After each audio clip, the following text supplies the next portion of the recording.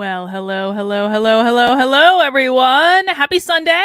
Sorry to be a couple minutes late. I know that this is an early edition of Effed Up News. We usually go live at 5 p.m. on Sunday, Monday, Tuesday, Wednesday, and Thursday on my main YouTube channel. But today we're going live a little bit earlier because we have a very special event coming up in my locals tonight that I just want to share with you guys. There is still time to join if you would like, but it's 6 p.m. Eastern time tonight, we will be getting together with Aaron Keinsvatter to read or not to read. We're obviously not going to read a book at 6 p.m. We're going to talk about a book that we have all been reading for a little while now, The R of the Mind. I can't say the R word on YouTube because I'll get instantly demonetized. But we have book club at 6 p.m. tonight because of our illustrious guest schedule. So we wanted to make sure to accommodate that. So I thought I would go live just a little bit earlier than usual for the Effed Up News stream. If you would like to join my locals and take part in this book club, even if you haven't read the book, it's okay.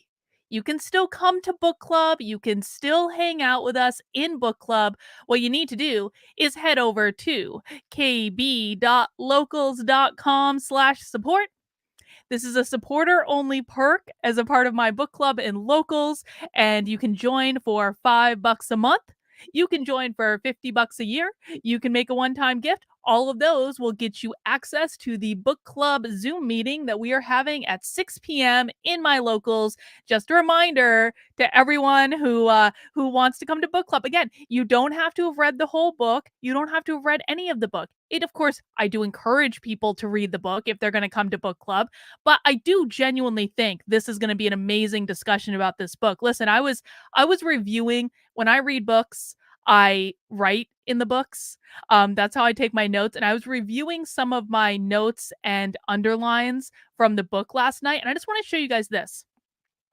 This was a passage in the book. The book talks a lot about Pavlovian conditioning in terms of breaking down people's mental strength in order to be able to brainwash them with different totalitarian ideas. And I just want to read this section of the book that was actually pretty early on. It said, "The Pavlovian strategy in public relations has people conditioned more and more to ask themselves, what do other people think? As a result, a common delusion is created. People are incited to think what other people think, and thus public opinion may mushroom out into a mass prejudice." This book that we are reading was not written recently. This book that we are reading was written in the 1950s. Just wrap your heads around that for a minute. That passage could be written today. If you want to talk about mass formation psychosis, that passage could have been written in a book today. But this book was written in the 50s. So we are going to have a great chat in a little under an hour and a half in my locals community about the book. I'm really looking forward to it. I think it's going to be a great discussion. But guys, welcome to Effed Up News of the Week. If you've never been to Effed Up News before, this is a stream that I do on Sundays. It is a special Sunday stream in which we review some more effed up news. Now, I've had a bit of a week, as many of you know. And so I do want to thank some members of my locals community for coming through and providing some of the effed up news articles today. So I really do appreciate that. And I've found some stuff we're going to look at as well. But we're going to start with this. We're going to start with what's going on in Canada. Now, apparently, what is going on in Canada is so crazy. I could probably do an entire stream just based on like how messed up Canada is. But I want to look at a couple of things that particularly stuck out to me in terms of the insanity around this entire event. This article from Fox News: Canadian state news again suggest Russian forces are behind the trucker freedom convoy. Happy Valentine's Day, which is when this was published. Let's take a read. I'll make this a little bit bigger for you guys. The Canadian Broadcasting Corporation host Harry Forstall and guest cybersecurity expert David suggested Friday that the truckers protesting vaccine mandates in Canada were being directed and manipulated by foreign agents. Who would have a reason right now to cause so much chaos in Canada as possible? While top of the list is Russia, Russia, Russia, Russia, Russia. We are actively engaged in a geopolitical battle about the future of Ukraine. By the way, guys, so you guys know, like, my husband is Ukrainian. He has family that live in southern Ukraine. And I keep asking him, I'm like, Victor, are you worried about the situation in Ukraine? And, last night, and he's kind of been saying this, but sometimes my husband is a man of few words. So you have to pull the conversation out of him over several conversations. And last night he basically said, he was like, Carlin, I don't even know why this is such a big deal because Russia has been pushing into Ukraine for years. Like, this is not new. My brother even went and tried to fight at the front. Russia has been shooting at Ukraine for years. They haven't formally invaded, but they've been doing this crap for years. And the media just never reported on it because they were more interested in reporting on Trump.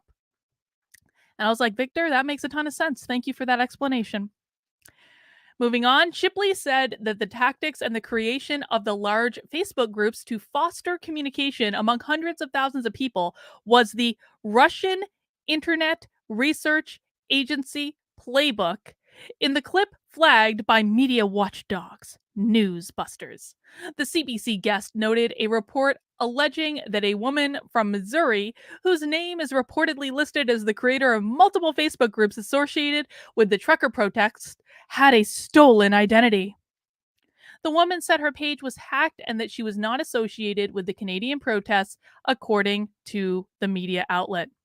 When I narrowed down my list of suspects, I don't have enough evidence to win in a court of law. But I don't need that right now. Don't you love how they admit it openly? Check out this sentence. Like, let's just wrap our heads around this particular sentence for a moment. When I narrowed down my list of suspects and I don't have enough evidence to win in a court of law, but I don't need that.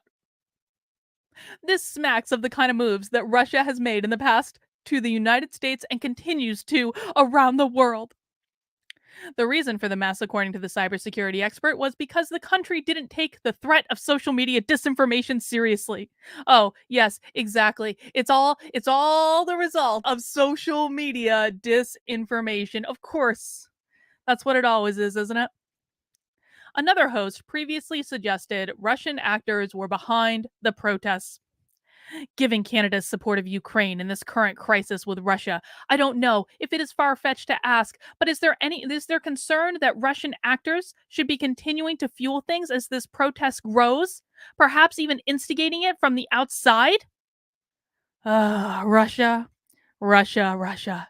It's always Russia. But that's not the only agency in Canada which has lost their minds. Have you guys been following the Ottawa Police Twitter account? Check this out. This account is I would say that it's pure comedy, but it's actually sad. It's comedy in the way that it makes me laugh because this doesn't directly impact my life, but it's also incredibly sad. I don't know why conservatives trust the police. If conservatives continue to trust the police after what we have seen in Canada, conservatives do not know how to learn and grow and expand their minds. Stop trusting the police. The police are not on your team. Yes, there are good police officers some people would argue that there are not. I'm going to argue that there are good police officers. I know people that are good police officers. I don't think every cop is universally a bad, demented person. However, the profession of policing is fundamentally rife for abuse. And if you think that the police are there to protect you, no, they are not to protect you. As Sin said, police are the state's team. That is exactly right. But look at this Ottawa police account. Protesters have put children between police operations and the unlawful protest site. The children will be brought to a place of safety. But this was actually my favorite. I quite literally laughed out loud when I read this one to Victor last night. The Ottawa police tweeted around 6 o'clock. We know the events in Ottawa are upsetting. Still, we're asking people to stop calling critical emergency and operational phone lines to express displeasure about the police action to remove an unlawful assembly downtown. So the Ottawa police apparently are getting quite a few phone calls from people telling them to cut this shit out. They got so many phone calls telling them to cut this shit out that they tweeted saying, please stop calling us to express your displeasure with our actions. You know what that means, guys? That means you double down. That means you have a tactic that is working. Everyone needs to continue calling the Ottawa Police Department and expressing your displeasure. That is exactly the right thing to do. Exactly and precisely the right thing to do. So what are they upset about? Hang on. I was supposed to have another article here. Hang on. I had to set this up quickly. Let me find my article. There it is. Found it. Found it. Found it. Hang on. I have to take my screen down now when I put stuff on my screen because I have a group of stalkers that hate watch everything I do. And so if I don't want to accidentally show you guys information that I don't intend you to see. I just want you to see exactly and precisely the information that I intend you to see to bait you. Here's the article. Why would the Ottawa police be getting some flack? Well, we've got this article. Children's Aid Society warns convoy parents to make alternate arrangements. Let's read. The Children's Aid Society of Ottawa has warned parents in the Freedom Convoy to make necessary alternate care arrangements should they become unable to care for their children following potential police action. According to the estimates, over 100 truckers have brought their children along for demonstrations. CASO has a mandate to protect a child when their parent becomes unavailable to exercise their custodial rights over the child and the parent has not made adequate provisions for the child's care and custody. If parents and children are separated following police action, they said that they would work to reunite families as soon as possible. I'm sorry, I thought child separation from parents was bad. I remember a lot of Democrats being extremely and extraordinarily upset when this happened at the southern border under Trump. I remember AOC crying outside of a fence. Is child separation good now that we're talking about truckers in Canada? Is it now deemed good? I just can't keep up. I cannot keep up when people keep flip-flopping on their principles. Is child separation from parents bad or is it good? Is it only bad when more right-leaning politicians do it and then it's good when more like insane progressives like Justin Trudeau does it? Is that what I'm hearing? Am I hearing rules for thee but not for me? Huh. The warning from CASO comes after Ottawa police had called Child Protective Services last week to advise them on how to deal with children present in the trucker convoy. Almost 25% of the 418 trucks have children living in them. Children who could be at risk during a police operation. I've got a really simple solution then. Leave them alone. If they aren't hurting anything, and this is just about you don't like this protest because it's inconvenient for your narrative, why not just leave them alone if they aren't hurting people? And I happen to see, like, anytime I see videos coming out of Ottawa, I see dancing and like kids playing games and people generally having a good time, except for that time when the police came in and trampled a protester with a horse. It seems to me that the police are the ones causing the problems in this situation. It seems to me that is actually what's occurring. The protesters are fine. They're not hurting anyone. Justin Trudeau is acting like a dictator and is unhappy that the protesters won't just go away and is now threatening to take not only their pets' ego brain, because I did see that they were threatening to take their pets as well. Not only threatening to take their pets, but now threatening to take their children and freeze their bank accounts, and they're trampling protesters with a horse. I thought we were supposed to support worker uprisings. I'm just so confused. I am so confused about what narrative I'm supposed to be following anymore. Do we like worker uprisings or do we not like worker uprisings? Do we like taking children from their parents or do we not like taking children from their parents? Rules for thee, but not for me, is really what it seems to be at the end of the day. Ottawa, by law and regulatory services, has also notified any Freedom Convoy protesters with pets. Here's the pets part. Of course, I was more me. I was being that I have pets and not kids myself. I was like, they better not take my dogs. They would not be taking my dogs at all in any way. That their animals would be taken away, even permanently, if arrests take place. If you are unable to care for your animal as a result of enforcement actions, your animal will be placed into protective care for 8 days at your cost. After 8 days, if arrangements have not been made, your animals will be considered relinquished. And then there is a picture of a dog in a truck. So I guess it's okay to take people's pets and their kids and their bank accounts when they're not protesting for the right thing. Protests are fine and an important exercise of the will of the people when we're protesting the things that the leadership support.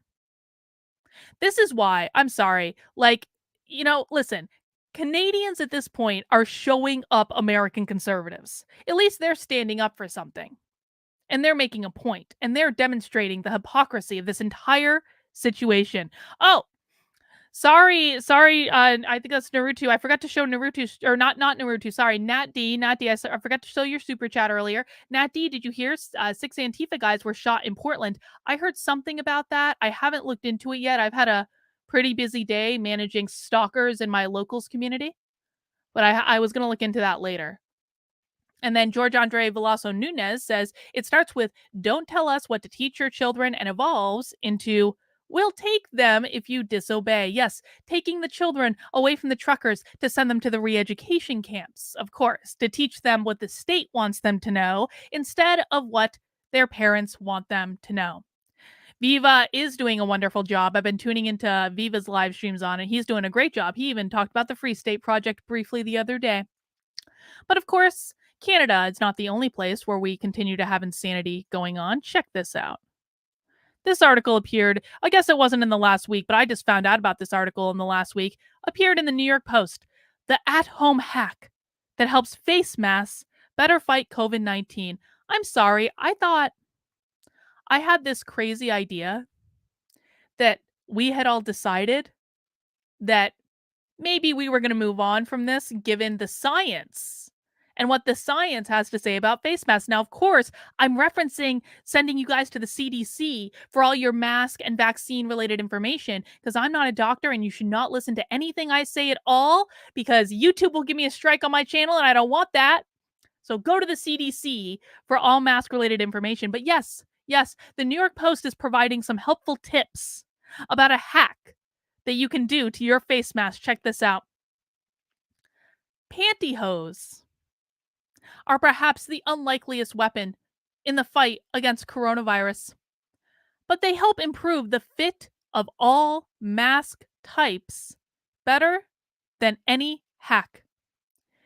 It's a smart look for a home invader, or even a smart one for the COVID cautious. Pantyhose are perhaps the unlikeliest weapon in the fight against the respiratory virus. But a new study of the University of Cambridge researchers shows that stockings can help improve the N95 filtration and create a better fit. Yes, what the New York Post is advocating for is that you go through your drawers or your wife's drawers or whoever you find an old pair of pantyhose and you cut up that pair of pantyhose with a scissor and you wear those pantyhose over your mask to ensure a better fit.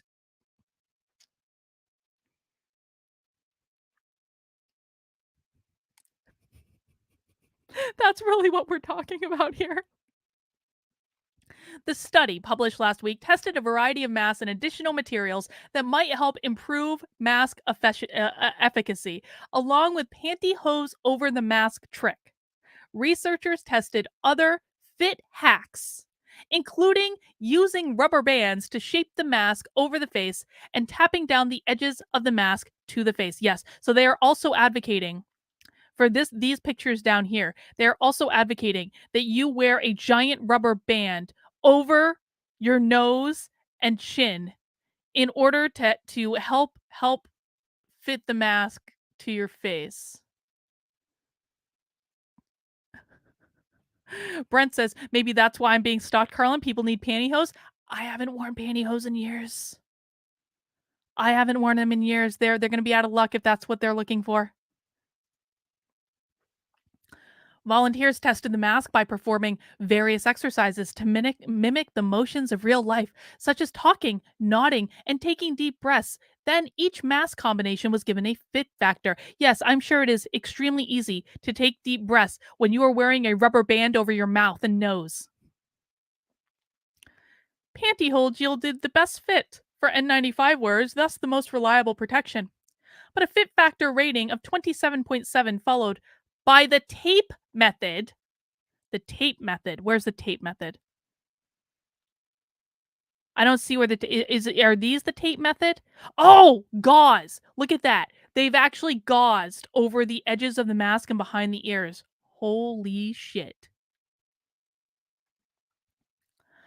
Oh. The polyester undergarment did the same for paper surgical masks, improving them by a factor of 7.2.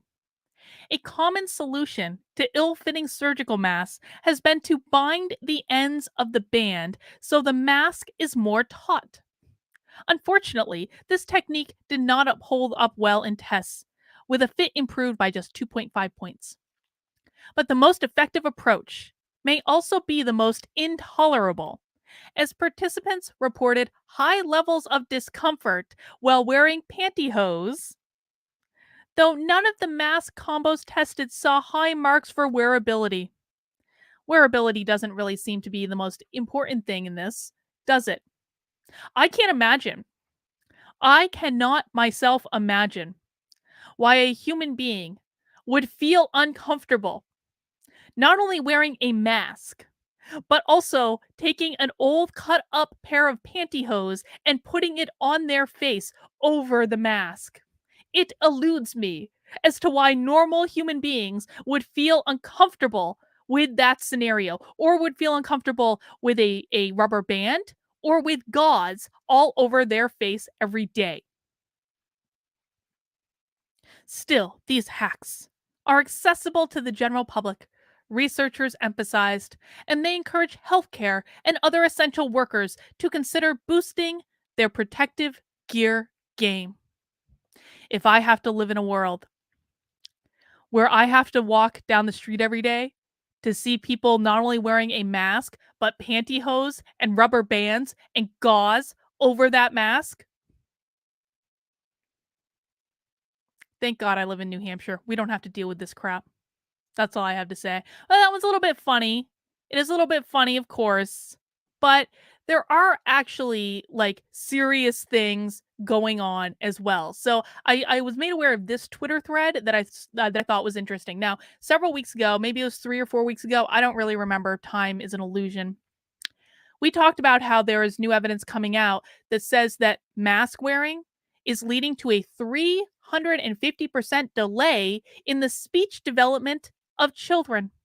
Well, it seems that perhaps the CDC, and we always want to reference the CDC for all vaccine and COVID related information because the CDC is our gods, as we all know. The CDC is apparently changing the milestones for that. The CDC recognizing that children's speech is not developing over the past couple years as it should be is saying, you know what, this isn't a problem. All we need to do is to change the milestones. That's all we need to do. George Andre Veloso Nunez says, next they'll tell us to wear tongues and jock straps on our face. Oh, I would bet.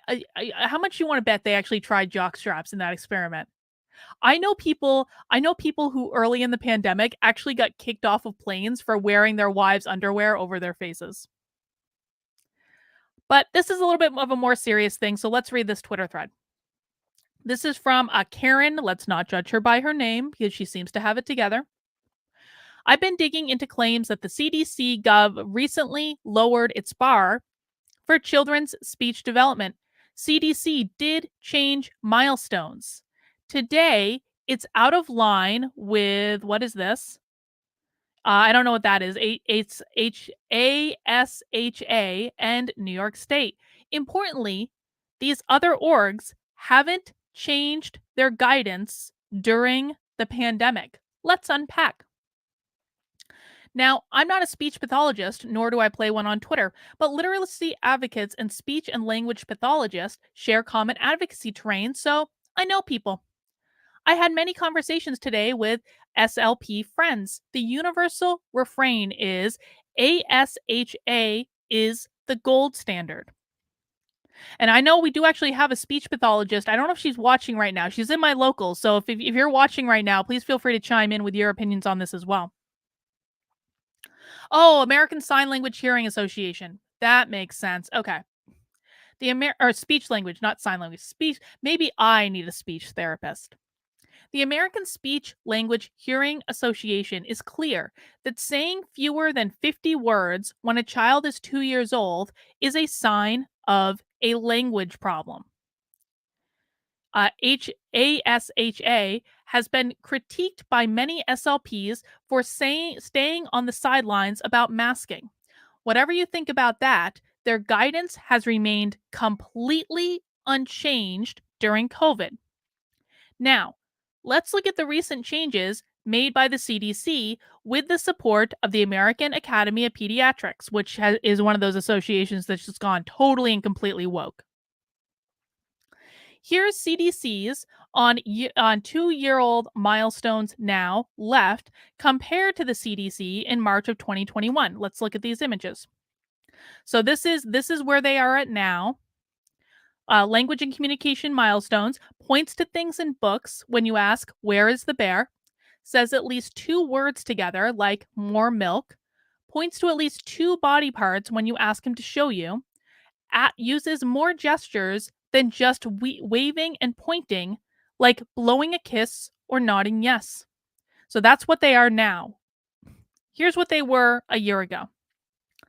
Points to things or pictures when they are named, knows names of familiar people and body parts, says sentences with 2 to 4 words, follows simple instruction, repeats words overheard in conversations, points to things in books. The CDC has fundamentally changed the guidelines. They've fundamentally changed the guidelines. Points to thing in a book used to be, well, it's still pointing to things in books, I guess. Let's see. Points to things in books says at least 2 words together, points to at least 2 body parts, uses more gestures like waving and pointing. So they used to be able to say, points to things in pictures when they are named, knows the names of familiar people or body parts, says sentences with 2 to 4 words, follows simple instruction, repeats words overheard in conversations. They fundamentally changed the flipping guidelines. Pre-pandemic, 2-year-olds were typically repeating words and speaking 2 to 4 word sentences. Also knowing names of familiar things. The original CDC videos won't render via the Wayback Machine. I can't go deeper into what this all means. Today, the CDC milestones are heavy on pointing and gesturing, and typical 2-year-olds are only expected to say 2 words together. In latest changes, the CDC introduced a 30-month milestone which didn't previously exist. For the first time, the CDC milestones introduced expectations for number of words spoken, 50. Recall that HSHA says that 50 words at 2 years old is a red flag for delays. So what the gold standard of this thing is saying is that children who can only speak 50 words at 2 years old, that is evidence of a speech delay, right? Now the CDC is saying 50 words is the standard. They lowered the damn standard.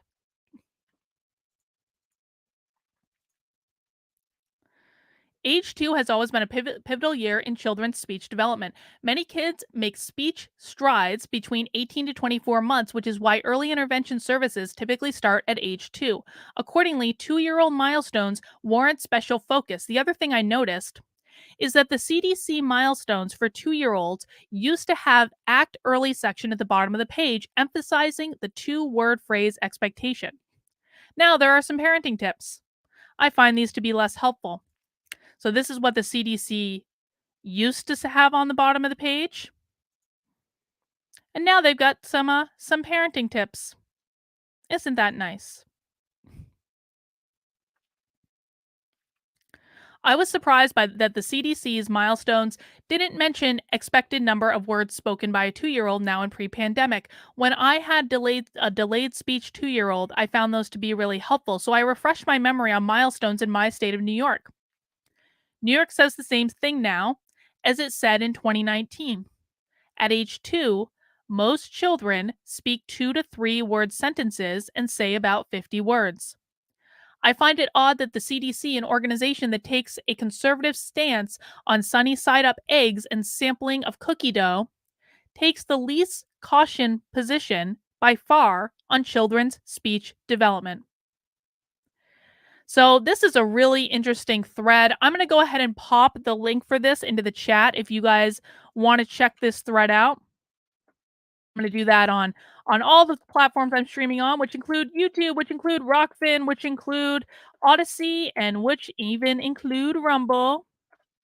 So I just popped the link to that thread in there if you guys want to take a look at it. And I think that this is especially important for people with young children to know that they're trying to trick you into believing that the standard is lower than it actually was a year ago, all because they're trying to cover for the fact that there are now speech delays all over the place because of what they did to this country. But of course, always check with the God that is the CDC for all of your vaccine and COVID related questions and information. And don't take any advice from me. I am but a silly YouTuber that has no idea what I'm talking about at all. The CDC is your God and should continue to remain that way.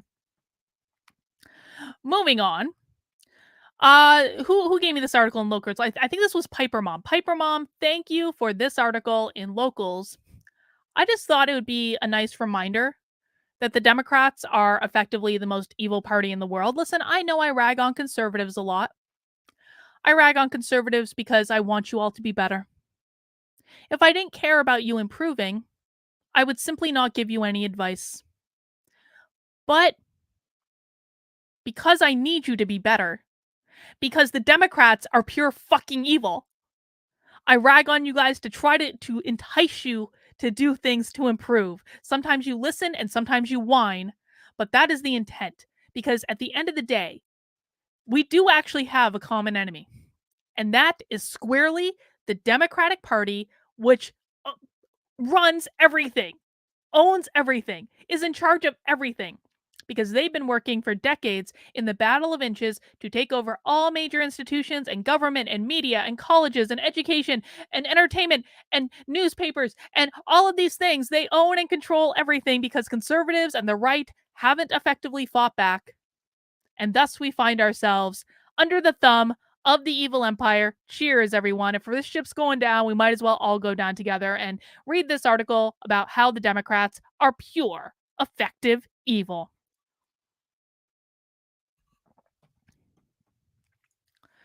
The US is a de facto one party state where the ideology of national security is sacrosanct, unsustainable debt props up the empire, and the primary business is war.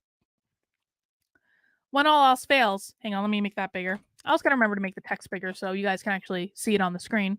And then you can see how many times I screw up when I'm actually reading it. I try to do my best. It's harder than it looks. That's all I'm saying. When all else fails, when you are clueless about how to halt a 7.5% inflation rate, when your Build Back Better bill is gutted, when you renege on your promise to raise the minimum wage or forgive student debt, when you can't halt the Republican suppression of voting rights, when you have no idea how to handle the pandemic that has claimed 900,000 lives, 16% of the world's total deaths, although we are less than 5% of the world's population, when the stock market fluctuates on a wild roller coaster ride of highs and lows, when what little help the government offered to the labor force, half of whom, 80 million, experienced a period of unemployment last year, sees the termination of the extended unemployment benefits, rental assistance, forbearance for student loans, emergency checks, the moratorium on evictions, and expansion of the child tax credits, when you watch passively as the ethnocide gathers momentum, sorry, not ethnocide, ecocide, correcting myself, gathers momentum, then you must take the public afraid of enemies, foreign. You must make the public afraid of enemies, both foreign and domestic. You must manufacture an existential threat. Terrorists at home, Russian and Chinese abroad, expand state power in the same name of national security, beat the drums of war. War is the antidote to divert public attention from government corruption and incompetence. No one plays the game better than the Democratic Party. The Democrats, as journalist and co founder of Black Agenda Report Glenn Ford said, are not the lesser evil. They are the more effective evil. I think I said ego. The U.S., burdened by de facto tax boycotts by the rich and corporations, is sinking into debt, the highest in our history. The U.S. government budget deficit was $2.7 trillion for the 2021 budget that ended September 30th, the second highest annual deficit on record. It was exceeded only by the $3.13 trillion deficit for 2020. Total U.S. national debt is over $30 trillion. Household debt grew by $1 trillion last year. The total debt balance in the government Ponzi scheme is now $1.4 trillion higher than it was at the end of 2019. Our wars are waged on borrowed money. The Watson Institute of Brown University estimates that interest payments on the military debt could be over $6.5 trillion by the 2050s. None of that debt is sustainable.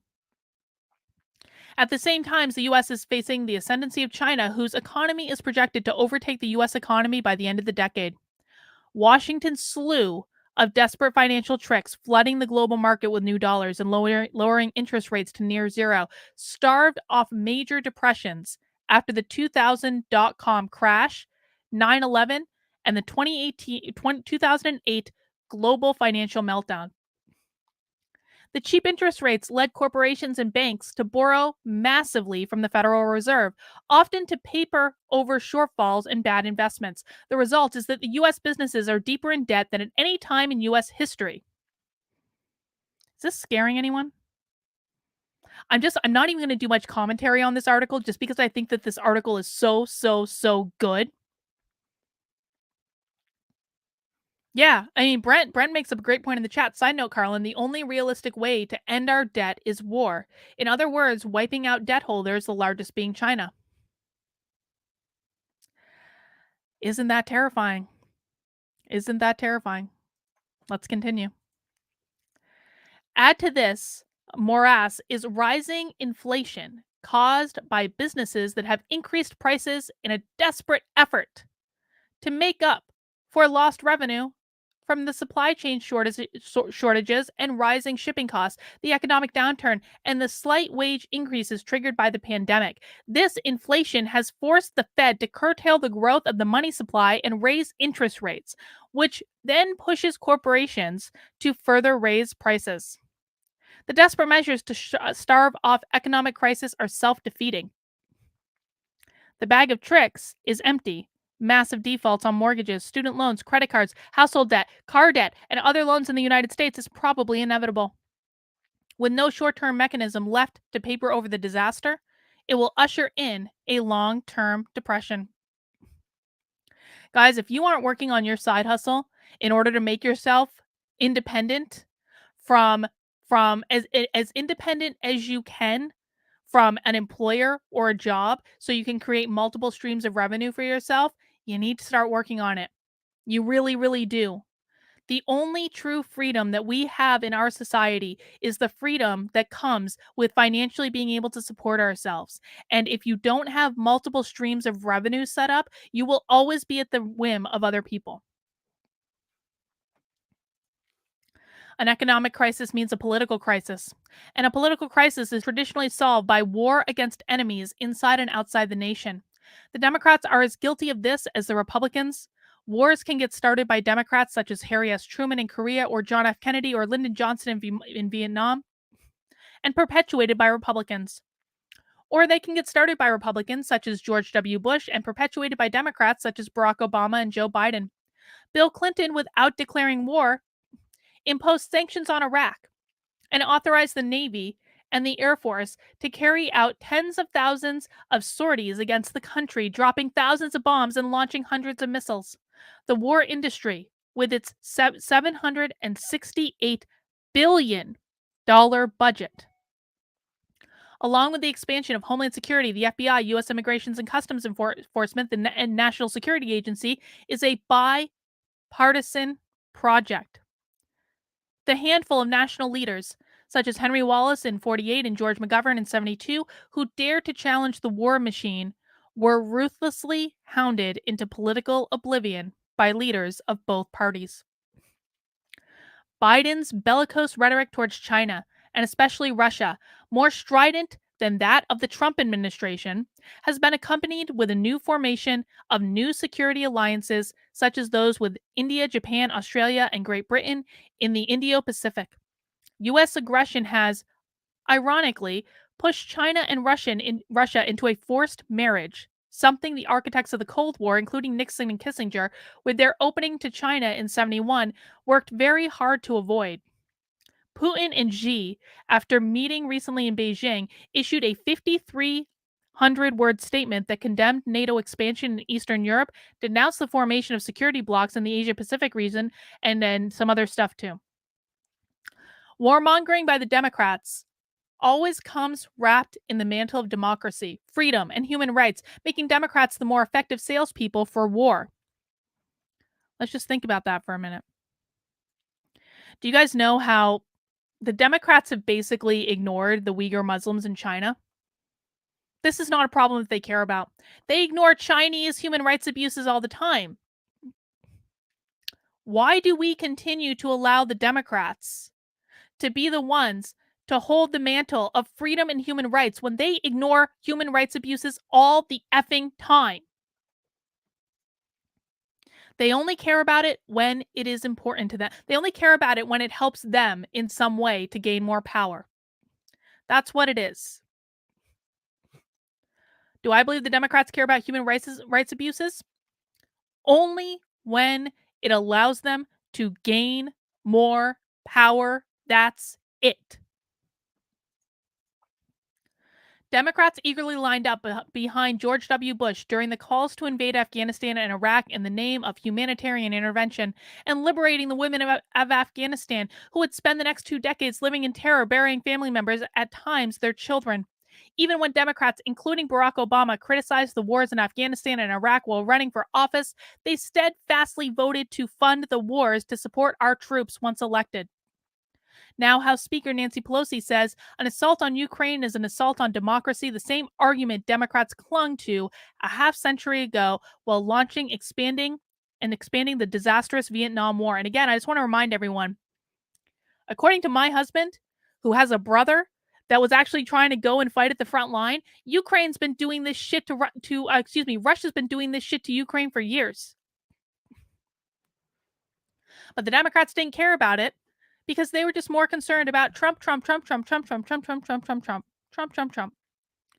on. Okay, so we're almost done.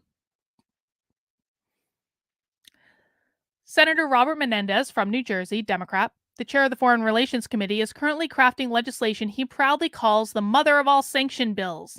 The bill, led in the House by Gregory Meeks of the House Foreign Affairs Committee, also a Democrat, demands that the administration not cede to the demands of the Russian Federation regarding NATO membership or expansion.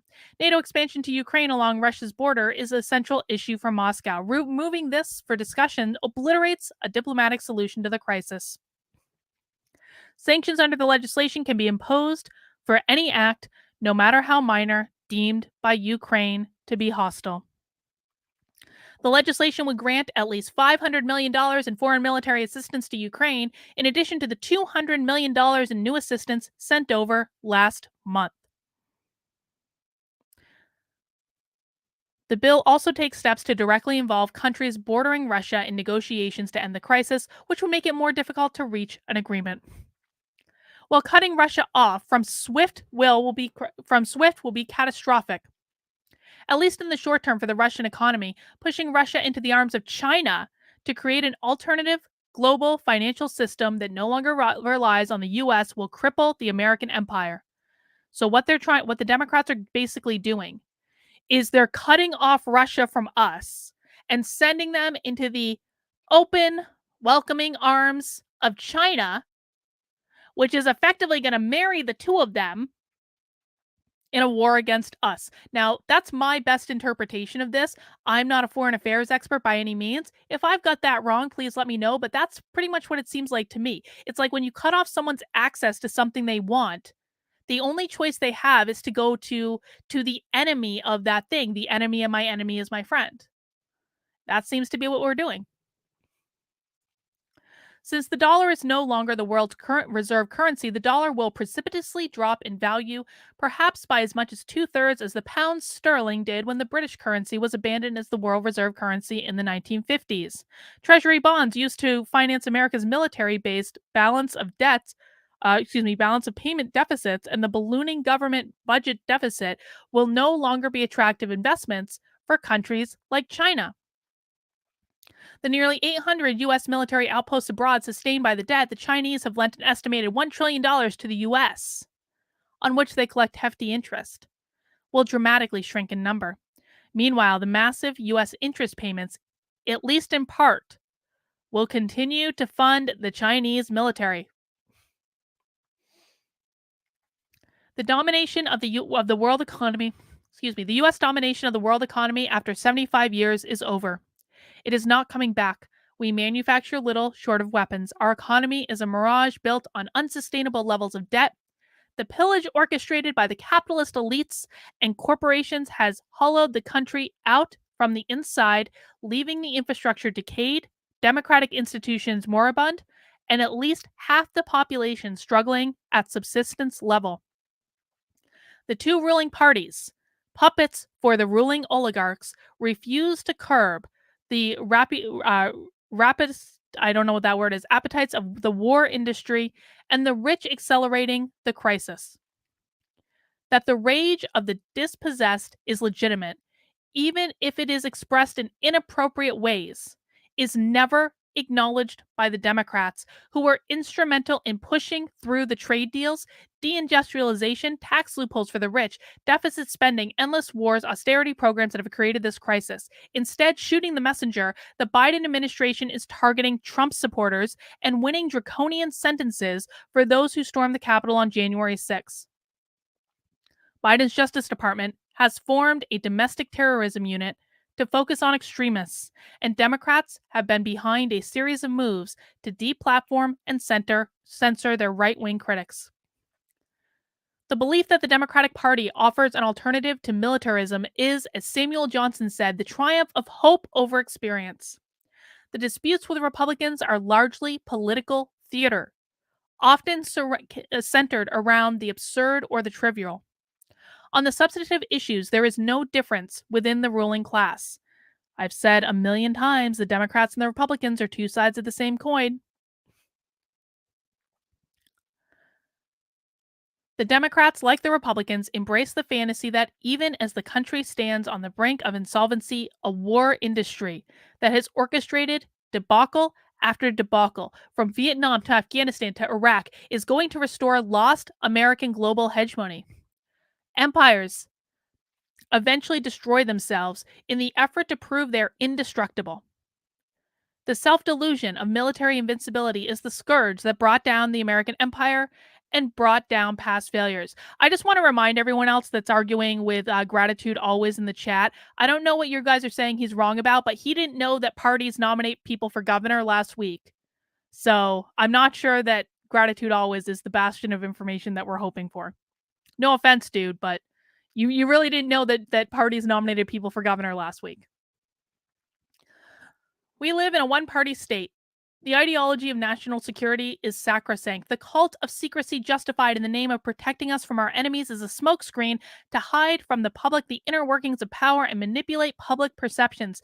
The Democrat courtiers and advisors that surround any Democratic presidential candidate, the retired generals and diplomats, the former national security advisors, the Wall Street economists, the lobbyists, do not want to curb the power of the imperial presidency. They do not want to restore the system of checks and balances. They do not want to challenge the military or the national security state. They are the system. They want to move back into the White House to wield its awful force. And now with Joe Biden, that is where they are. Well, they're not there with Joe Biden because we all know that Joe Biden isn't really there. And guess what? Guess what? According to MSNBC, 54% of adults between the ages of 16 and 74 read below a sixth grade level. So that means if we have an epidemic of illiteracy, says Brittany Cooper, reacting to book banning, if you make people ignorant, it becomes much easier to control them. So MSNBC, in typical fashion, gets a stat. Let me make this bigger. Check this out. Jack Posobiec retweeted this from MSNBC. MSNBC gets a statistic that says 54% of Americans between the ages of 16 and 74 read below a sixth grade level. That is horrifying. That is a horrifying statistic. And do you know what the Democrat controlled news media does? Is they take that stat, which should be all the evidence you need that we should be defunding the public schools in this country. They take that statistic and they twist it and they say, this is why we shouldn't be allowing Republicans to ban books in schools. If you see a stat that says 54% of American adults between the ages of 16 and 74 read below a sixth grade level, and your answer to that is, it's obviously a result of the Republicans trying to ban books in schools, that is precisely the wrong answer. The fact that only 54% of American adults can read, of all ages, from 16 to 74, that is an indictment of the public school system that didn't teach them how to read. Yes, please, Liberty, please, let's just keep throwing more money at the public schools. Jack Posobiec responded, this explains why so many people get their news from TV and why popular novels over the last decade are fan fiction tier at best. Yes, it does. Yes, it does. Because the Democrats and the media and everyone involved want people getting information from them, from the news that they control. Do you guys see how this works? Do we see how it works yet? All right, guys, you're watching Effed Up News of the Week. We're having a little bit of an abbreviated show this week because I will be convening with my locals community in about half an hour. Half an hour. We are getting together on Zoom for our book club with psychologist Aaron Kinesvatter. He's actually the person who recommended this book, and I'm so glad he did. We will be getting together to chat about The R of the Mind, which is all about brainwashing. It was a book written in the 50s, but it is absolutely terrifying. I've got one more article to do this week that's a little bit more of a, well, I don't know if you would say it's lighter. It amused me. I don't know if it's lighter. But in the meantime, we have a half hour left. If you want to sign up to join me in locals, hey kids, you can sign up at kb.locals.com/support. You can join for $5 a month. You can join for $50 a year, which gives you 2 months for free. You can make a one-time gift. Do any of those things, and you will be able to join my community Zoom for locals later. Now, because I do have stalkers now that are actually paying to be in my locals, yes, that's right. Today I have discovered, and I have absolute confirmation, that some silly boys who are jealous of me and can't move on and live their own lives and are probably hate watching me right now, they're actually in my locals, paying members just to stalk me. So today for book club, we're going to have a new rule that in order to access the Zoom for book club, you got to use your real name in the Zoom, or you have to use your locals handle. I'm just trying to protect us all from stalkers so we can have a nice chat.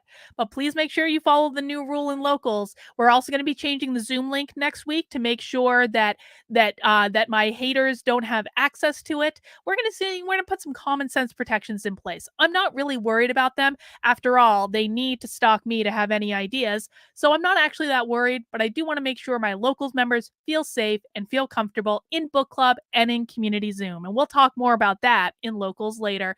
But I do want to talk about the last article I have.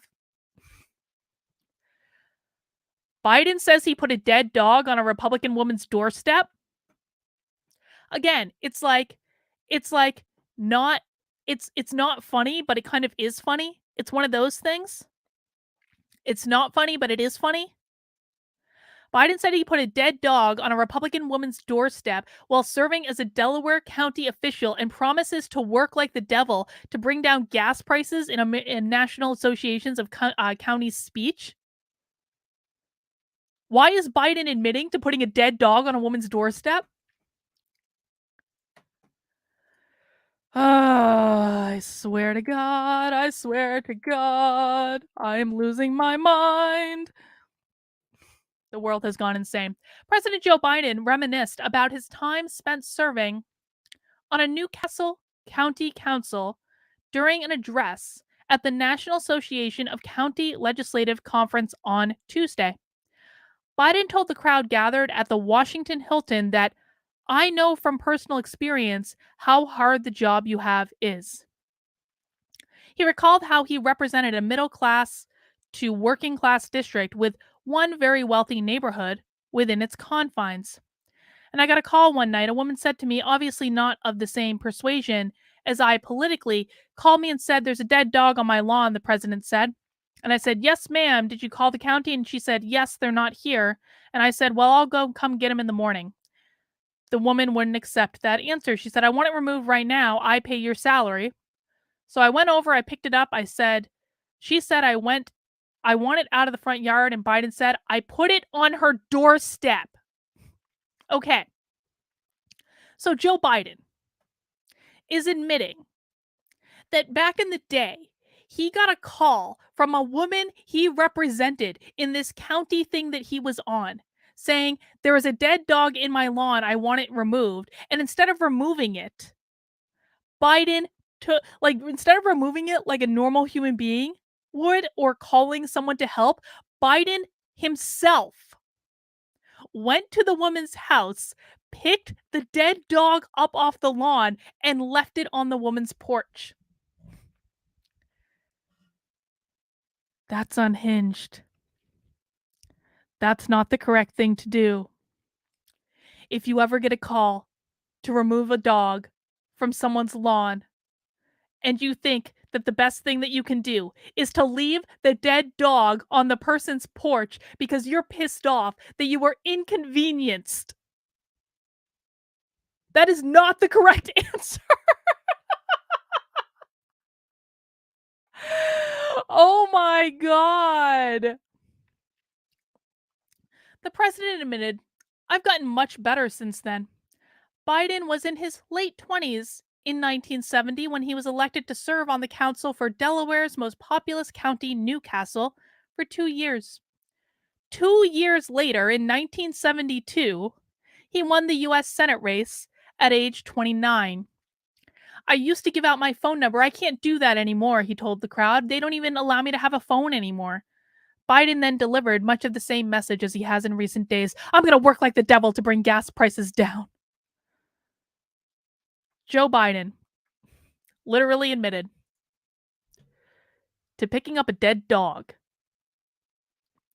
and putting it on someone's porch because he was pissed. And not only did he admit it, he told it as a fun story in the middle of a speech that he was giving today about something that happened in 1970, 50 years ago.